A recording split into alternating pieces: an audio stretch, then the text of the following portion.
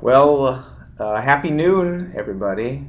Welcome to the uh, Age Friendly Network Feed Your Mind webinar series. I'm Ed Perrin. I will tell you a little bit more about myself. I want to remind those people viewing that if you have a question for me, since I'm the only one who can hear or see stuff, you do have a chat window available, and you can type into the chat window. I'll see your question, and then I'll be answered as well as I can.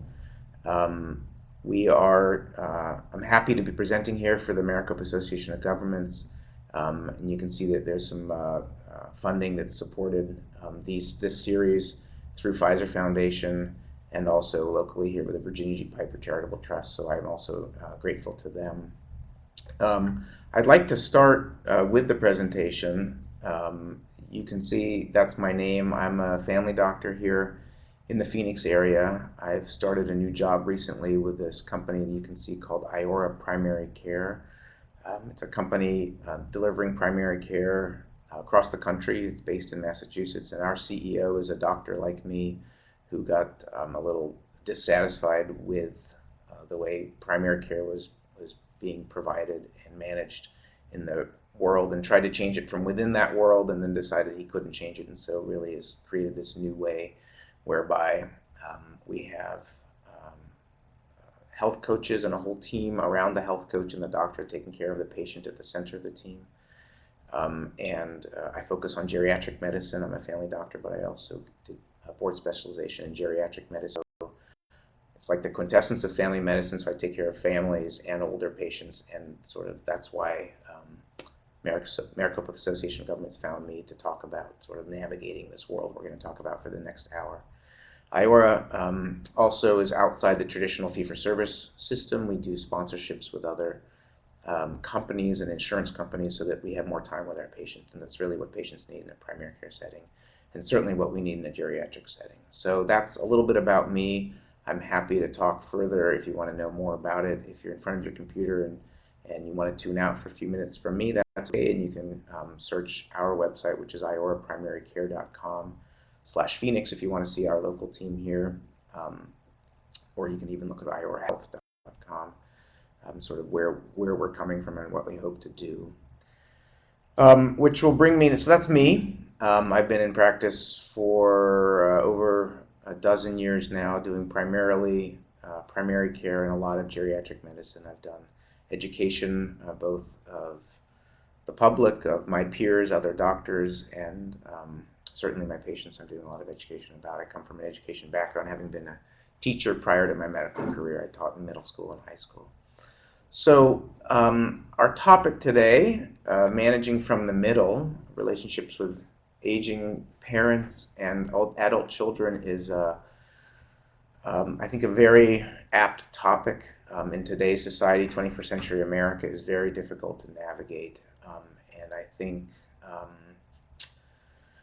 I hope what I'm going to present to you is not mind-blowing. I think a lot of this is common sense. I'm going to give you some statistics and data at the beginning, and then a lot of this is going to be sort of flushing out what we probably know about how to manage these relationships when we or you are stuck in the middle. I don't know who our participants are.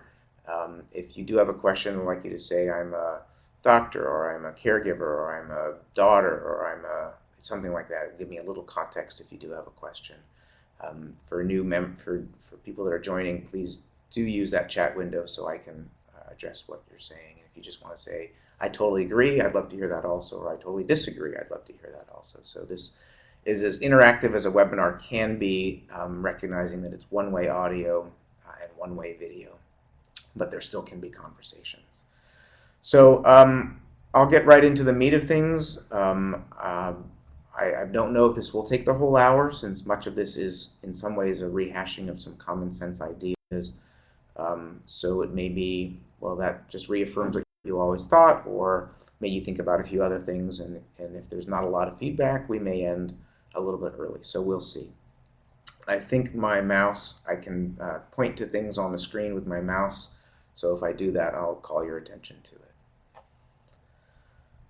So this is what many people think about, and there has been a term that has been coined called the sandwich generation, which is those people squeezed in the middle between adult children with their families and aging parents on the other side, and the demands on both sides can be quite stressful. There is a lot of research about this, and there's certainly a lot of recommendations. Whether there are services available for those people stuck in the middle is yet another question. We'll get to another cartoon about that later in the presentation.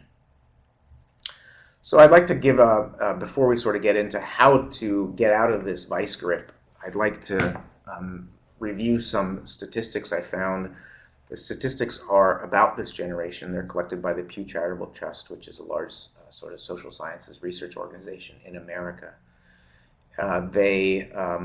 These surveys were done in 2012. You'll see some of the citations there. So this is pretty new information and recent and up-to-date and relevant. So that's why I included this, and I hope it makes sense and resonates with those of you that are reviewing this with me.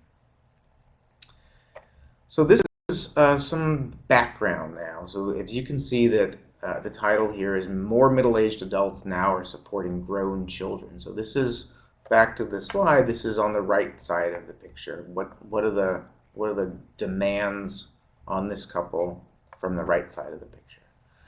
So just in less than 10 years, between 2005 and 2012, almost half, pushing one half of all people who are still in young middle age, who are now financially supporting adult children, kids that are of a majority.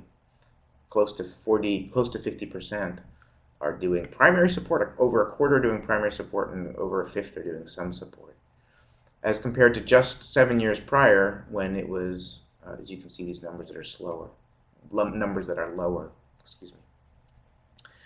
You can also see those that are supporting, so again, young middle-aged Americans, this is 2012, almost 1,000 of them, and about the same number in the 2005.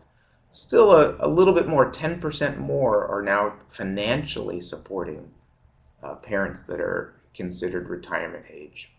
That's a whole other question, whether these people that are 65 and older should be in retirement. And as you see and hear, many are not. Many are returning to work or staying in the workforce. And yet, over a fifth of them need some sort of financial support from their younger children. Does that make sense for this slide? So sort of a background. This is just a financial support, which is not all the support that we're going to be talking about here. This next slide talks about a different look at the same numbers. Those people, you can see some financial support. So these are people with any child over that are a major.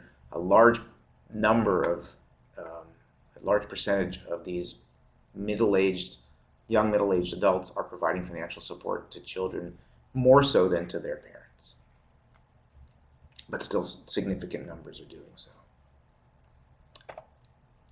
Another cartoon here, if your resolution's not good, this is just a summary sort of saying that I'm in the sandwich generation, my parents don't approve of me, and my kids hate me.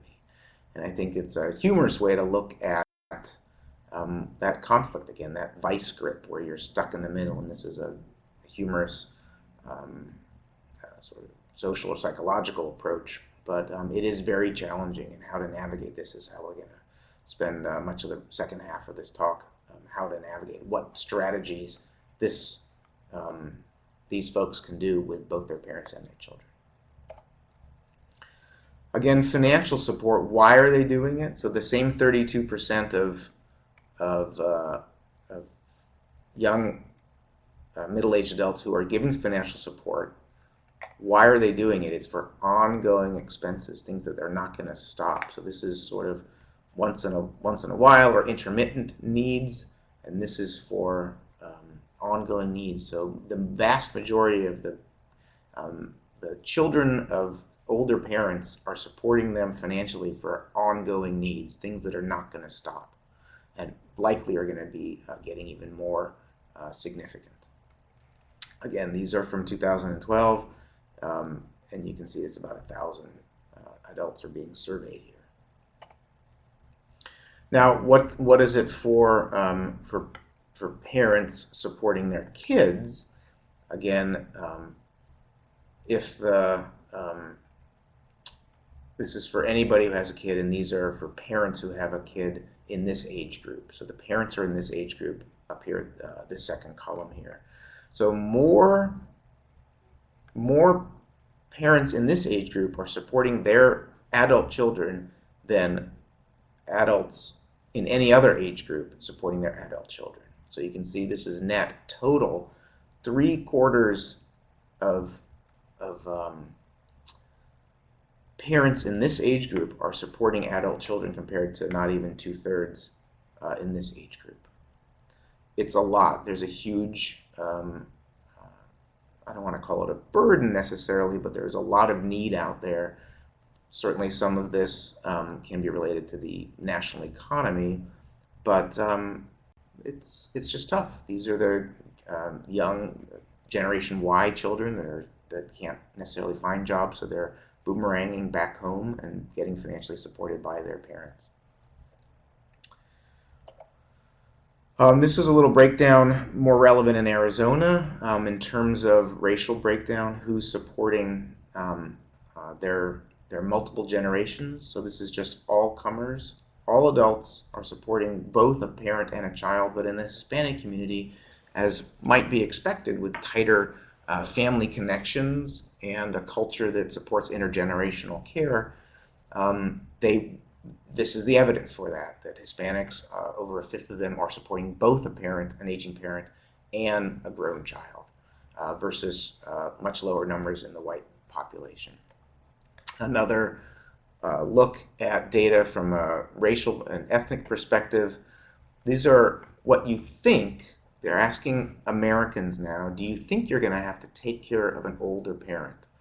So this is the question. How likely is it that at some point in your life you will be responsible for caring for an aging parent or another elderly family member? So you can say, again, highlighting the Hispanic population, they across the board are anticipating caring for older family members more than whites and blacks. And you can see that if they're younger than 40, they are the most likely to anticipate needing it. But this, again, the younger middle-aged folks, a large majority of them anticipate it, and they are among the top that are already doing so and certainly are anticipating doing a lot. Which is already done or currently doing, very likely and somewhat are the colors. The darkest blue or green here is that they're already doing it, sort of echoing some of the data we've already reviewed. So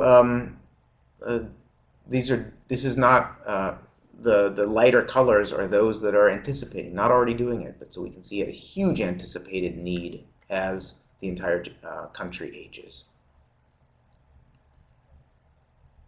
So that's it for the, as you can see, obviously women are typically more concerned and more caregivers. The breakdown between married and unmarried couples is about the same, however.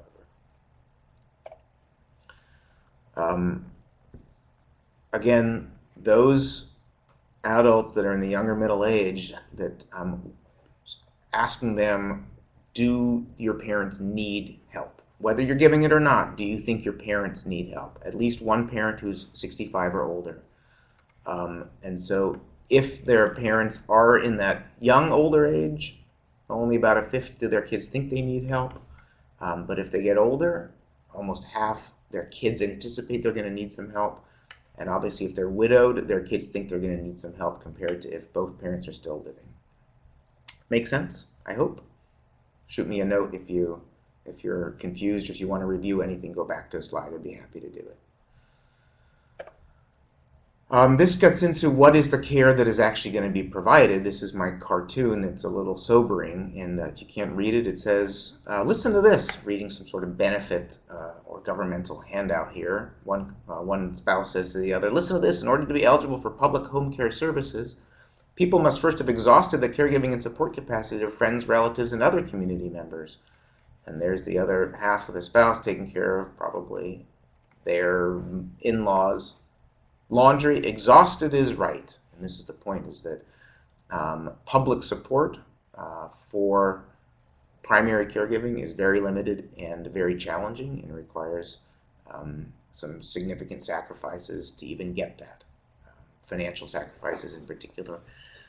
And then if people are lucky enough to have a long-term care insurance policy that may cover some of that, most of those probably don't even cover the costs in today's dollars of that sort of support necessary to take care of older people, older family members. This is kind of a nice slide. We're going to have a few of them. Not so, maybe not nice, but we'll tie this together at the end of this data presentation.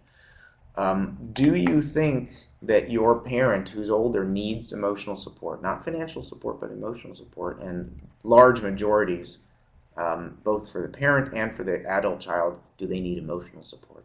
What does that mean for the people providing emotional support? It means that they're, again, caught in the middle. If the vast majority of their kids and the vast majority of their parents are needing support, where's their own support for them stuck in the middle, again, in that vice? This is the nice slide, which is saying that they do provide this emotional care, whether they think they need it or not. They actually are providing it.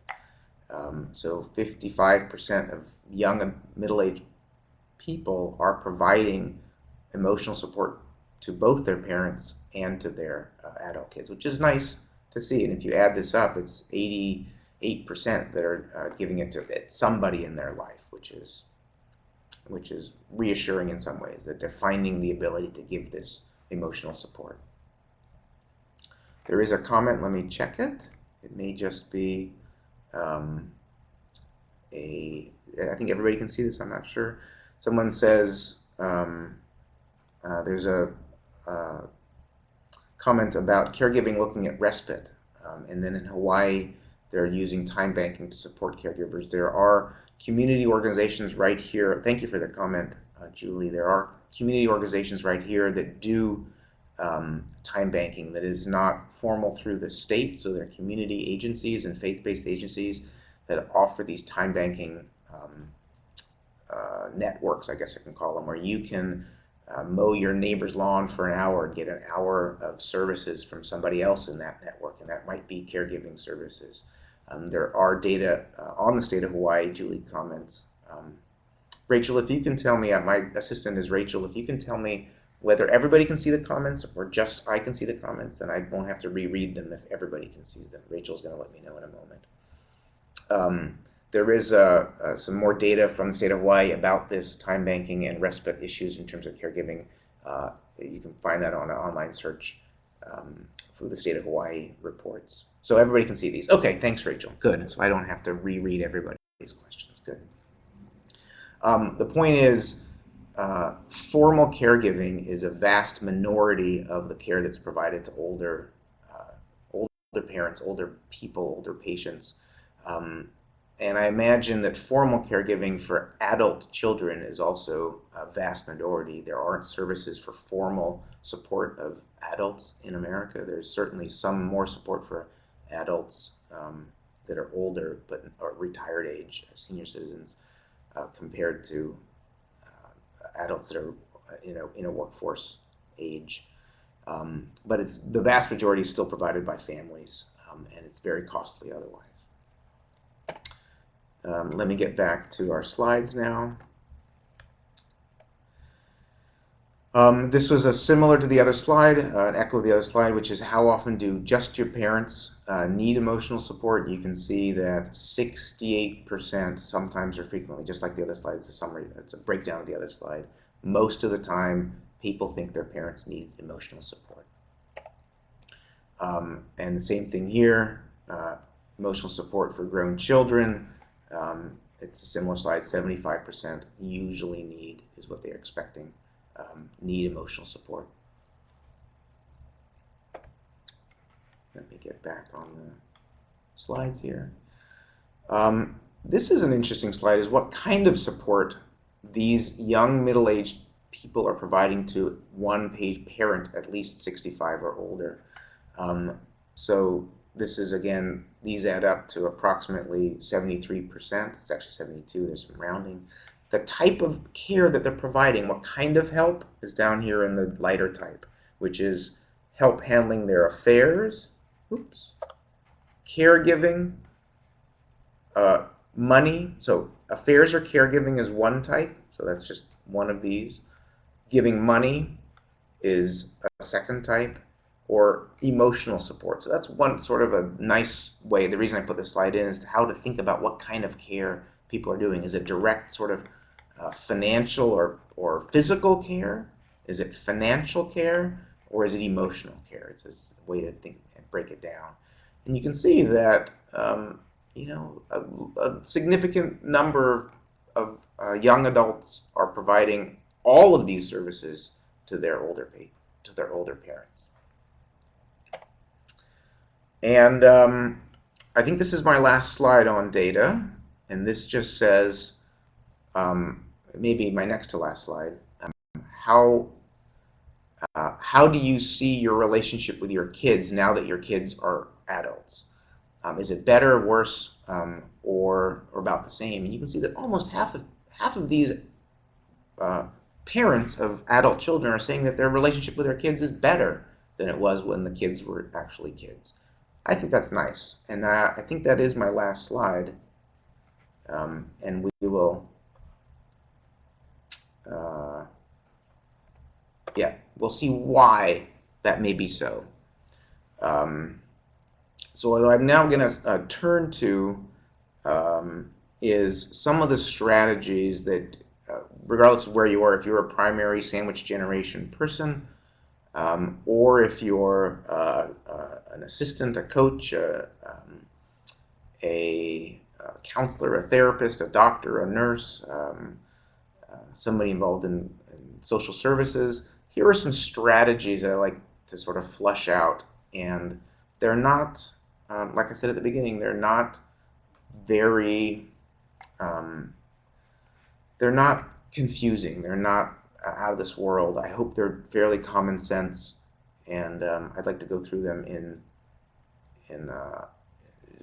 not in such detail, but I'd like some feedback from those of you listening and watching what you think about these. So here's some strategies. I'm going to break it down into two sets of strategies. One is how, again, bouncing off this slide first, how do these parents manage to have a good relationship? How can parents manage to have a good relationship with adult children? So that's where we'll go now.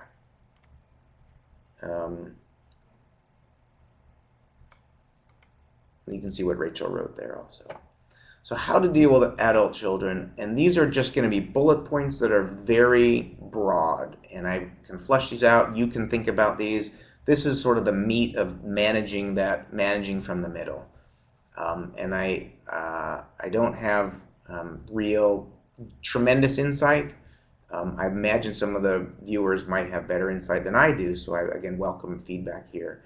The first one I'd like to highlight is observing respectful boundaries. And that just means, like with any relationship you have with anybody in your life, whether it be at work, in an avocational pastime, at church, and certainly with family, boundaries need to be respected and recognized, and sometimes even outlined. And I think the reason I put this up here is that sometimes people don't understand what that means. Is it a boundary, a physical boundary? I don't like when you come into my house unannounced. So that could be a boundary. It could be, I don't like when we're at the table and you reach over and take a piece of bread without asking for me to pass the basket. Sometimes it's emotional boundaries. I don't want you to ask me about my job because right now it's really stressful.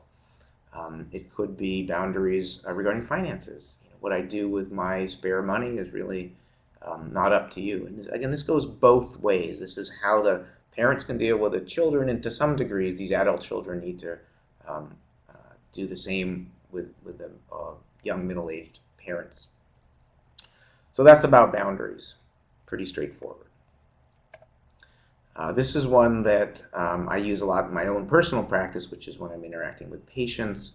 Just let people talk. I like to say, it's not my phrase, God gave us 2 ears and 1 mouth. And so if we listen twice as much as we speak, we're probably getting there. When you want to say something frequently, it's wait another 10 seconds, nod, use body language, open body language to know that the patient or the child or the parent, for that matter, that you're hearing, that they know that you're actually hearing them rather than thinking about the next thing you're going to say. So active listening is a skill and does take practice, but again, I recommend this to anybody in a relationship. Listen more than you talk. And when you do talk, frequently it's asking a question that can be answered with more than a yes or no, asking an open-ended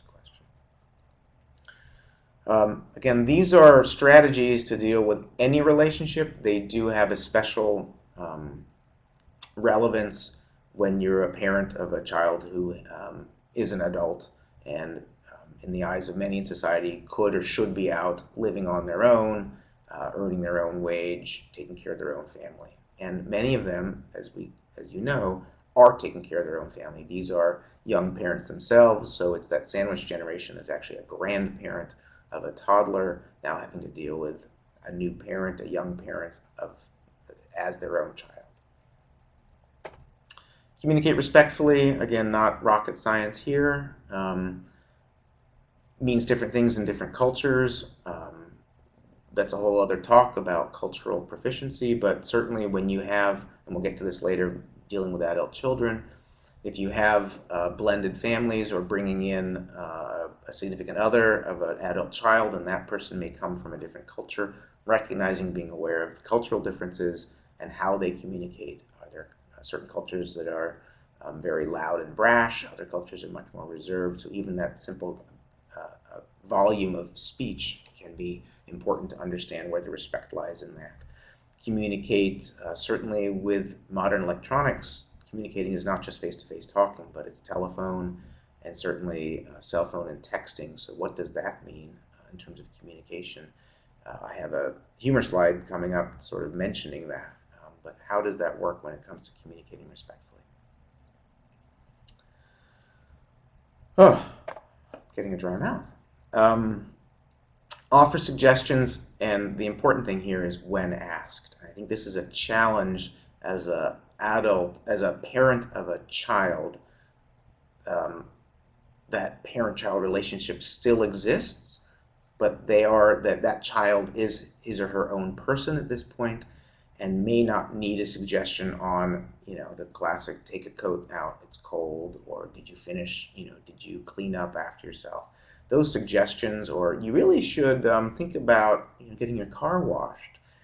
The strong recommendation here is not to suggest these things unless that child, that adult child, asks for your suggestions.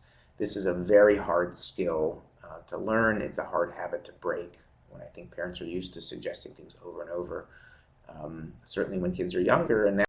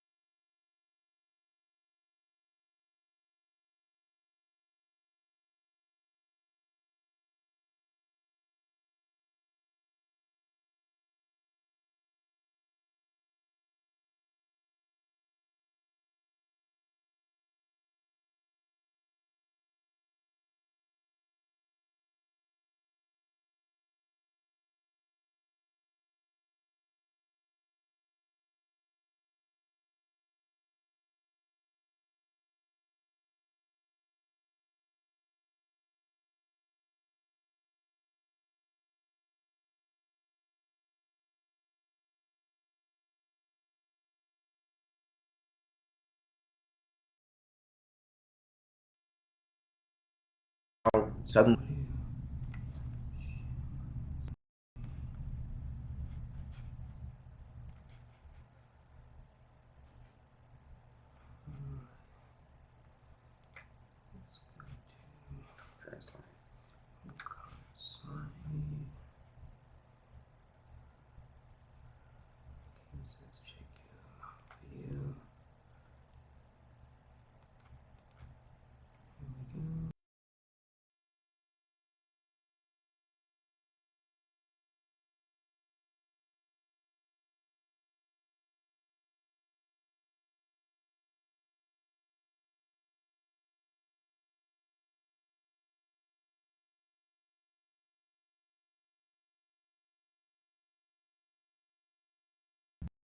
Stop sharing.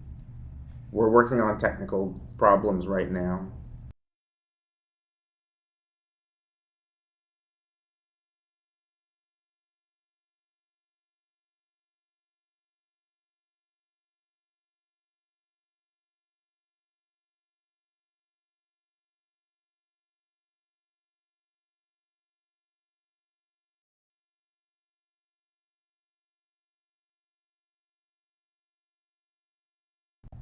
Okay, audio siblings. So you're sharing. This might be because of what they're doing downstairs.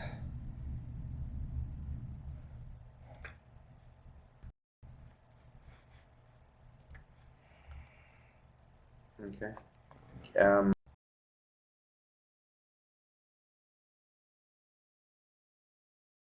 I'm going to hang out for a little. Okay.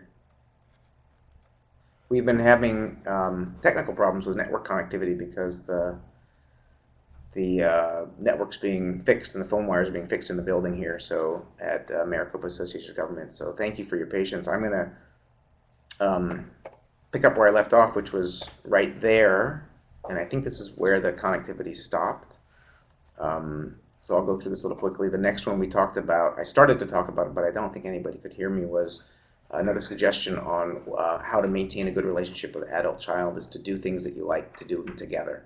And what you did with your kids when they were 5 and 15 is very different from what they like to do when they're 25 and 35. So finding those things that are shared interests, more than shared interests, shared enjoyments, to do those together.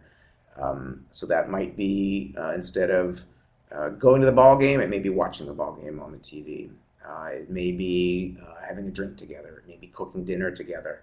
It may be watching videos of their kids now, so the sort of the sandwich generation's grandkids. Finding out what they like to do together is going to be important. And sometimes it's as simple as making a list. Okay, write down 10 things you like to do if you had 3 hours free. Each party does that, combine them, see where the overlap is, and then schedule those. And those times together can be valuable. I hope people can hear me. Sounds like things are working. Thanks, Greg. I'm going to hang up just in case. This is another sort of broad general phrase called promote, which I term promote understanding, which is if there are activities or actions or words or events that occur and there are judgments regarding them, maybe the judgments can be tempered by some understanding of why those things happen. So if the adult child is always staying late at work, and that angers the parent, maybe the understanding is he's getting a promotion and is hoping to be financially independent, and that may mitigate the misunderstanding and the judgment about why he's staying so late at work, or vice versa. Why is that parent staying so late at work and the adult child wants her to come home to help babysit? Well, maybe she's working really late at night because she's up for promotion and it's going to free things up. So just promoting understanding about judgments or feelings can really open things up. And a way to do that, just concretely say, I don't understand why this is happening. Can you help me to understand that? It's just simply ignorance is not a bad thing. Ignorance can be bliss, but ignorance can also just be a very neutral thing, and helping to understand things can really work on that relationship. This is an important one. There will be disagreements between parents and adult children. There will be disagreements on both directions and both sides. So how are you going to disagree? Are you going to scream at the top of your lungs? The other party's going to scream back. Big flare, everybody embraces, and you move forward. That might work. It might have worked when the adult child was younger. Now that the adult child has his own kids, doesn't want to do those blow-ups anymore. It worked because they were a very volatile family, but now there's in-laws and young kids, and we don't want to do that anymore. So how are we going to disagree? Is it we're going to take 2 days and reconvene and talk about it? Is it going to be we're going to write each other letters or chats or emails? How are you going to disagree? And of course, back to the beginning, it's going to be respectful no matter what. That's something that all these communication skills are very hard, and one needs to work on them. And these are some of the sort of structure and skeleton for some of these communication skills. This is a nice one, which I think people don't talk about as much, which is ensuring freedom from unnecessary obligation. There are parents and children who feel like they need to do certain things, and it becomes a habit, and no one ever wants to sort of revisit that and say, you don't need to do my laundry anymore, or you don't need to call me every week to check and see how I'm doing. I'm doing fine. I've remarried. I'm sort of wearing different hats and role playing a little bit here. But sometimes these habits get pretty set and pretty firm, and maybe they don't need to do them anymore. And I think, again, making sure that those expectations and understanding is there, and then everyone feels better, because an obligation can have a negative feel to it, and if you don't need to do it, then maybe you shouldn't be doing it anymore. Last few, dealing with adult children, and I've mentioned this a little bit in passing, but really these adult children are adults now and do have significant others, and those parents need to recognize that the significant other is significant in this child's life, and making room for them, room emotionally, room from a time standpoint, and sometimes room from a physical standpoint, so that when you go out to dinner, you don't have a nice cozy booth. You might need an extra chair or two for that significant other, and possibly other kids, who knows what. So making room is really important, and emotional room, so that if the parent really counted on their adult child to call them every week or every day, and now they're dating or now they're in a serious relationship but don't have time, you need the parent needs to understand that and make room, emotional room, so that the child can have a life and a significant other. This one goes for everything except differences, and that can be everything from differences regarding how you approach money, to how you dress, to how you rear children. Accepting them, respecting them, understanding them, back to the previous slide, is going to be very valuable. Accept the differences. Everybody is different, even though the child is a product of those parents originally. He or she is developed on his own and has become his own person in his own right, in his own stead. And the parents need to accept those differences. And frankly, the kids need to accept the differences. They may have been very close to the parents, and maybe the parents have now retired and taken on some different lifestyles, RVing maybe, and accept those differences, that they're not homebodies the way they used to be when the adult child was a younger adult child. Now he's an older adult child, and his parents are older and have sort of enjoying the freedom that retirement can bring. This is a simple one. Also validate feelings. I see that you're angry. I see that you're upset. I'm very happy to see that you're happy also. Being explicit about feelings and naming feelings is a hard thing for Americans to do, frankly. We're not an open emotional culture. Some cultures are more so and some are less so. So recognize and name the feeling, and then validate it. I see that you're upset, and I can understand why, but here's why I had to do what I did do. So validating feelings makes that person also, that's part of active listening also. And when you're listening to someone, you can see an emotion becoming more prominent, whether it be joy, happiness, fear, frustration, sadness, anger. Validating those, naming them and validating them is very important, and can use that to springboard into more support, more solutions. This is a nice one, choosing battles. Everyone has to do this, whether it be at the workplace, on the playground, at a house of worship, certainly within a family.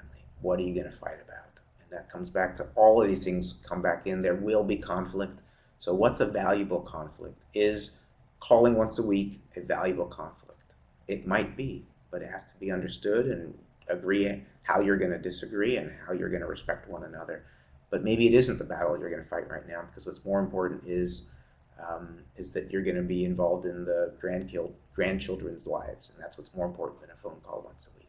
So again, negotiating that is going to be an ongoing process. All of these strategies don't start or end in a discrete amount of time. They are ongoing. So once you feel like you've mastered active listening and accepting differences, you're going to have to go back and figure out how to disagree, because now everyone's evolved and moved on in their relationship. So this is ongoing skills that one must need to continue to work on and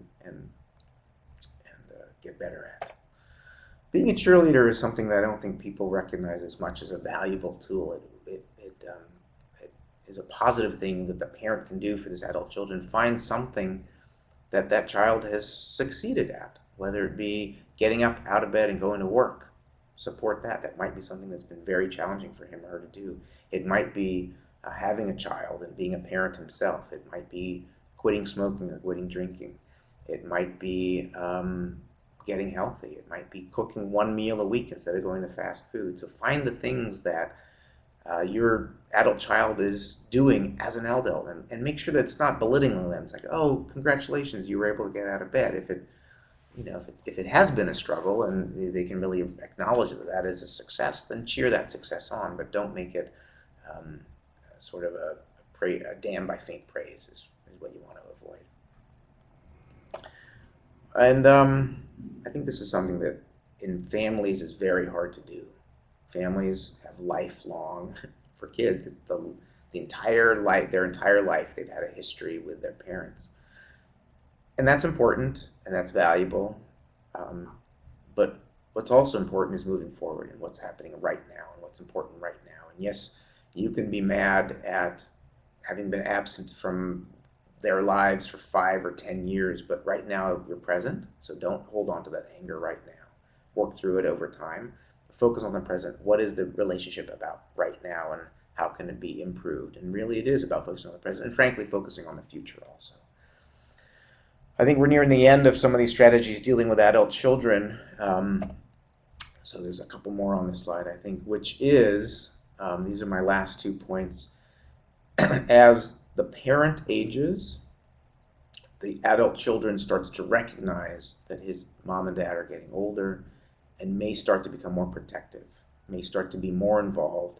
So be ready for that. It is natural, sort of that caregiving instinct to say, wow, my mom and dad are getting frail, or my mom and dad are getting old, or I better watch out for them. Do I need to go with them to the doctor? Do I need to go with them to the bank? Be prepared for that. So this is very direct advice to the parents of adult children. Very often those adult children will start to get worried about the parents. So be ready for that, be prepared. And finally, a gift that we all can give our children, which is have honest discussions about end of life. So that many people think that everyone's afraid to talk about it, when in fact everybody wants to talk about it. There may be better and worse times to do it, and it's not a single conversation. It is an ongoing conversation about values, about goals, about wishes, about what's important as people do get old. So as the parents in this sandwich generation get older and their adult children are also aging, it is important and very respectful to start talking about dying and end of life. And it's a scary topic, but in fact, what's even scarier is to never have had that conversation and suddenly that parent is dying and no one knows what to do. Again, it's discussions more than one discussion. And so I'm going to wrap this section up. This is the sandwich generation who says, this is us, I'm going to just say you and me, who thought email was the killer app of the 21st century and no one can no longer get hold of everyone. That's us. Those in under 30s never answer phone and email, but will answer a text within 15 seconds. And the older patients who will never respond to text or email will answer the phone within 30 seconds. So this will be my bridge from that sandwich person trying to take care of adult children, moving into how to take care of the aging parent who only will answer the phone and won't answer a text at all. So dealing with aging parents. Some strategies similar to what we talked about just prior. How to deal with now the parent who is 65, 75, or 85. Recognizing that some things never change. Woody Allen famously said that the older we get, the more like ourselves we become. So whatever those personality traits were, whatever habits we had, sometimes they'll never change. And that is something that is hard to accept, but has to be accepted at some point. So just throwing that out there at the beginning, that many people do get more rigid and ossify in their personalities and their habits. So something that these children now need to know about their older parents. This is a hard one, I think, but we touched on it a little bit when dealing with the children, but now dealing with the parents. Don't think of them necessarily as parents. Think of them just as another adult, and that can help in later strategies, as we'll see, that they're not mom or dad all the time. They are Mr. and Mrs. Parent. That's my parents, right? So sometimes I can just think about them, their life, they have a job, they're retired, they do this for fun, they have this set of friends that they go out with. Parents are also people, so recognizing that they're not always your parents, that they have a life separate from the parenthood is important. And so this brings to this next point, which is talk to them as friends. So they are adults, they do have lives, they don't only want to think about and talk about what's going on in your family and their family and our family, but also what else is going on. Are they interested in sports? Are they interested in politics? Are they interested in arts and theater? Are they interested in local goings-on? Are they interested in world events? Or how about nutrition? Or how about game shows? Whatever else they like to talk about, engage them with that. Not just, and Rachel came home from school yesterday and brought a funny. They like to hear about family, but they also have interests outside of family. So engage them at that level is an important thing, and don't always saddle them with personal problems right here. So that's the negative side. But even the fun things that you love to share with them, well, I'm going to tell your grandma all about what you did today, and grandma wants to hear about that, but also wants to talk about what she saw on Dr. Oz that day, for instance.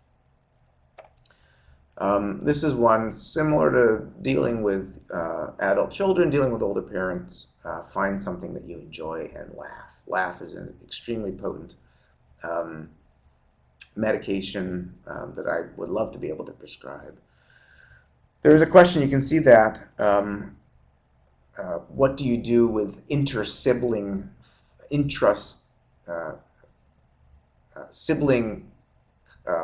conflicts about aging parents? And this is probably a whole other topic, which is, I would say, many of these strategies can apply in that setting, which is communication strategies have to be done. So how are you going to disagree?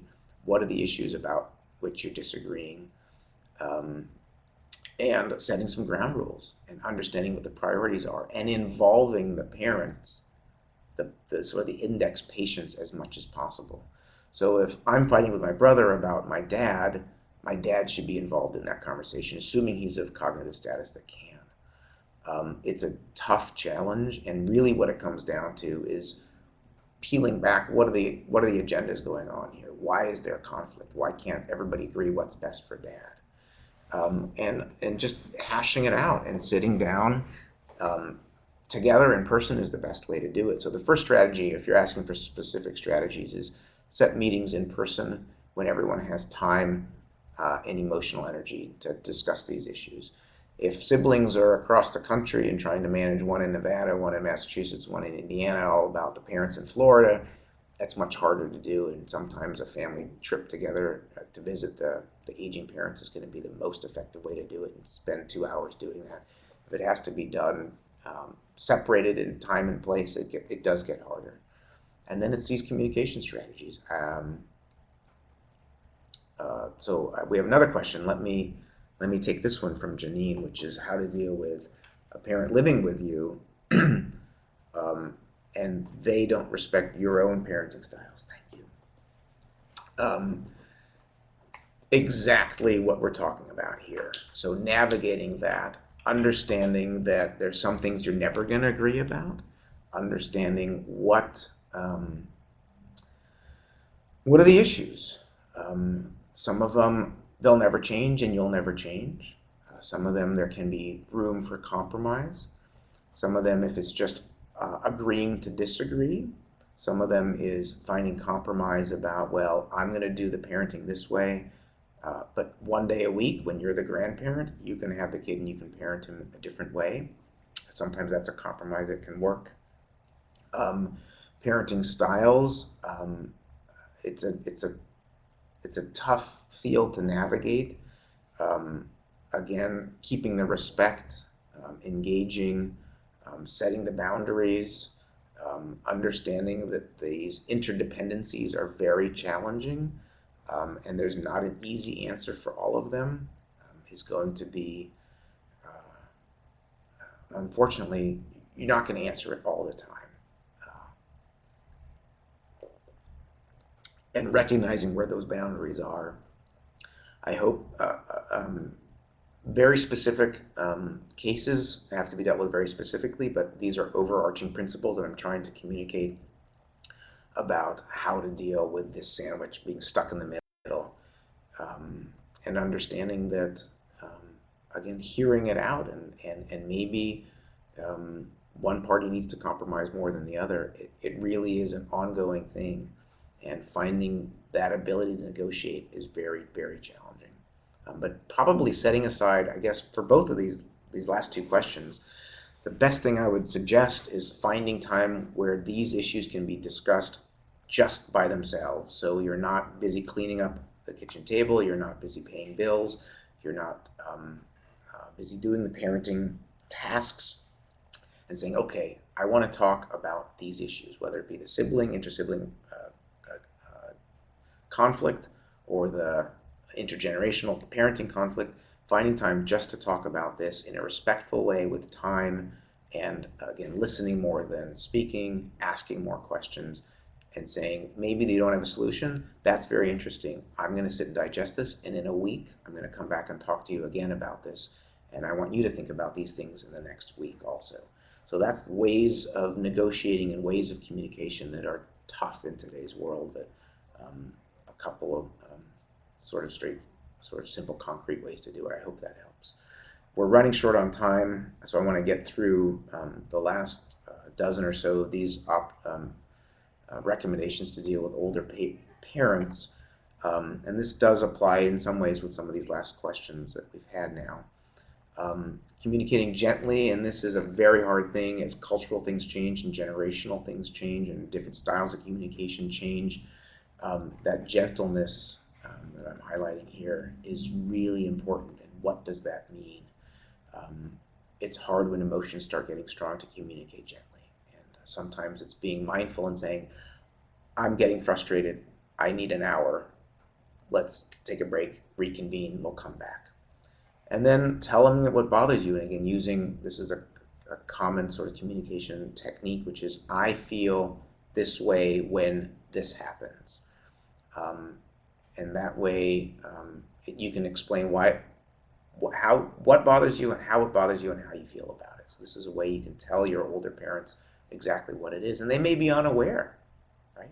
So it just may be an awareness. I always thought you liked it. Now I don't. I'll stop doing that. I always thought you wanted me to, do your laundry or clean up or call once a week. I won't do that anymore. Thank you. This goes back to the other one about unnecessary obligations.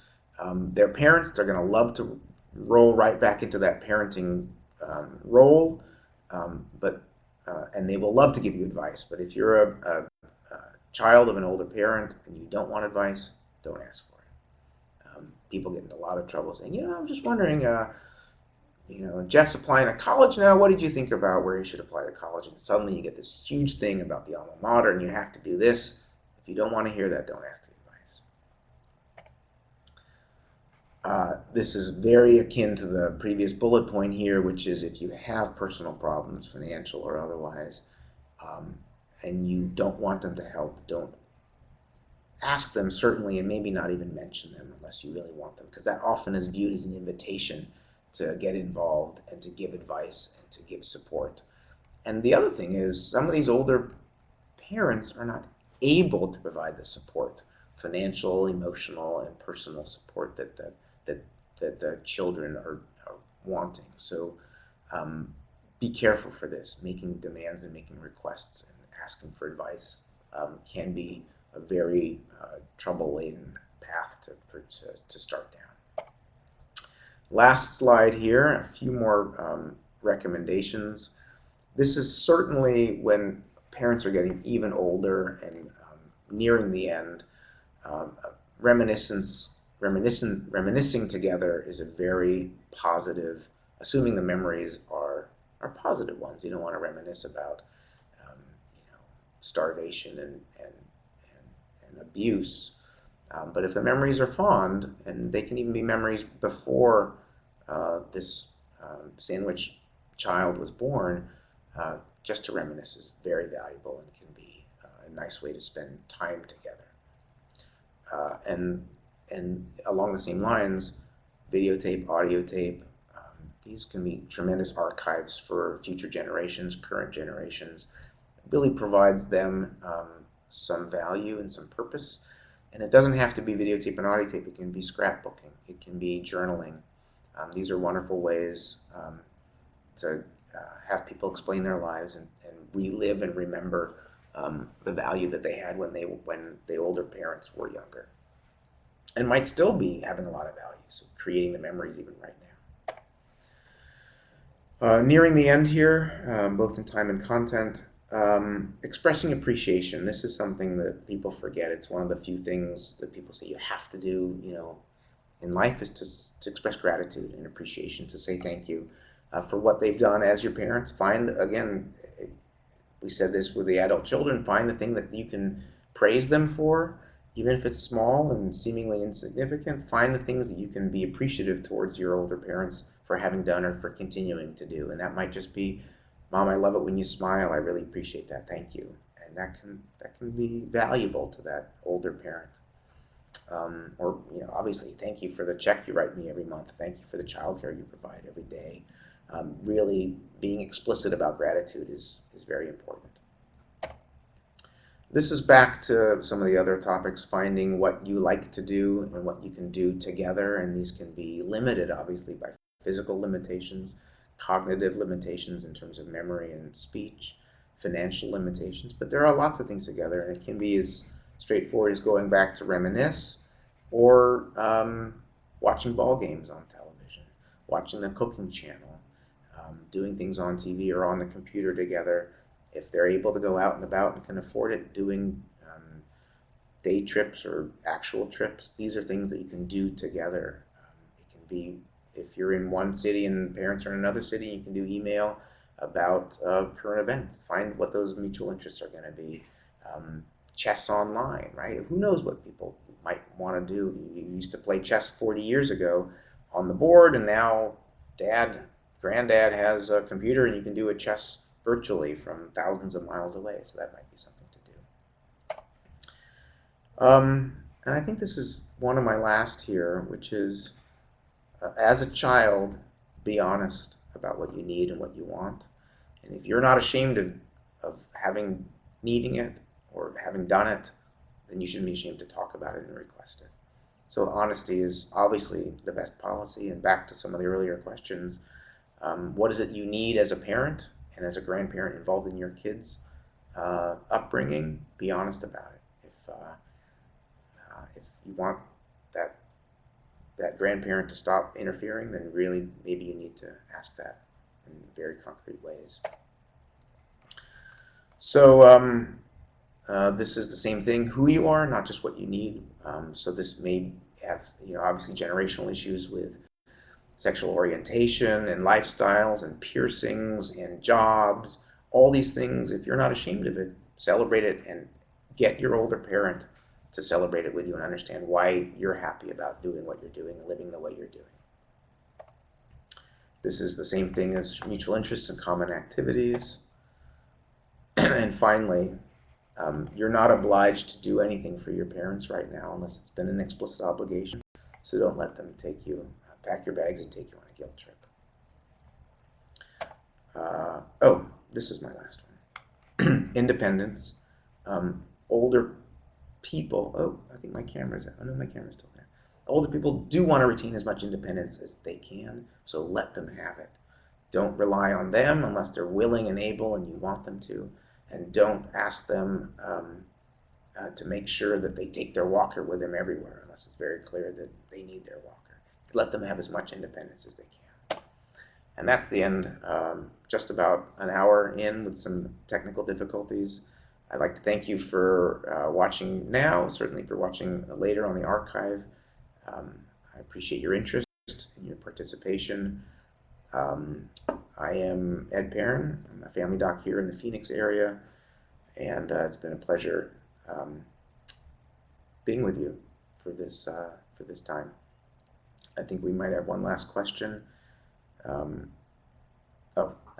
You're very welcome, and thank you. I'm going to sign out as best as I can, and certainly the Maricopa Association of Governments is the portal where I'm coming to you, and certainly you can have that as a portal coming to me if you need to. You can try to find me in my practice online if you'd like to find me there, but I'd like to say thank you and goodbye to everybody.